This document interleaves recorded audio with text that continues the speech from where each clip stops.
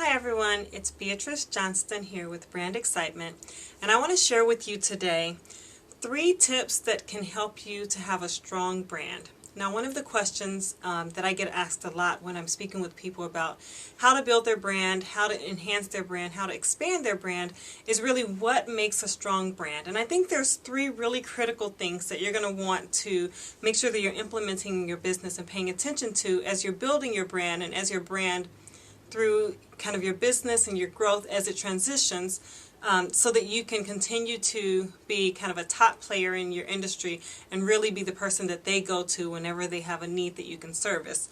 The first thing is you want to make sure that your brand represents your values. You know, gone are the days where corporations kind of rule the world, and what we're seeing in the past several years is that there's a shift from the really big company to the individual and kind of small team providers, small teams and small businesses like yours and mine that really help people to level the playing field and get more customized services and really do business in a different way, a way that's much more personalized and that's much more connected. And when people are looking for the person to service their needs, they're looking at your values. So if you're communicating your values, if your business is in alignment with the things that you believe, the things that you stand for, the things that you don't stand for, that you tolerate, then you'll really easily be able to connect with people who have the same values as you and who share that same passion. They'll choose you so that they can have you as the provider for the needs that they have time and time and time again. Another thing that I think is a really strong way that you can really stand out in your branding is you want to make sure that your branding is easy to understand.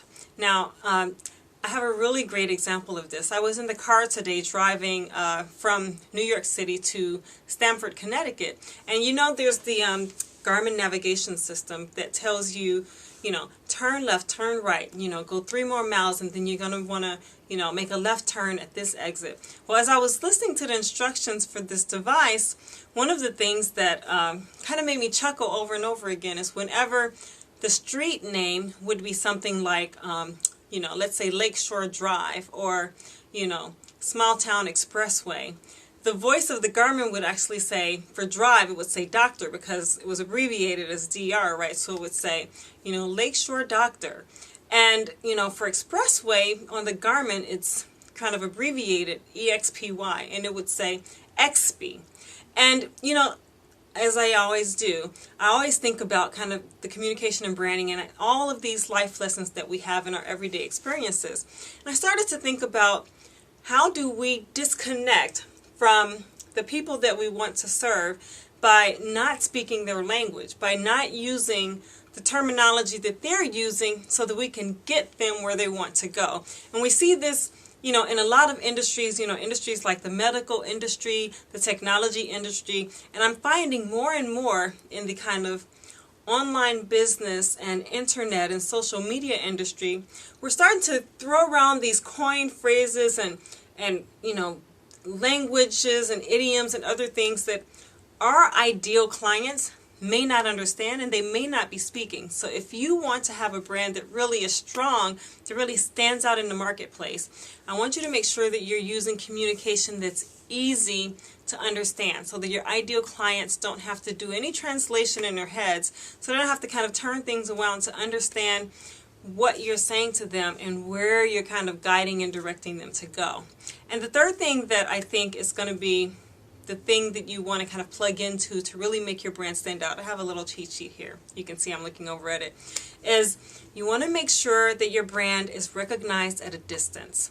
And this involves you being able to inflect kind of the personality and also the visual signals that your brand will need to have so that when people see it, kind of close up, if it's broadcasted, big on a billboard or something tangible in their hands, a CD or, a booklet or kind of whatever it is, they can understand it.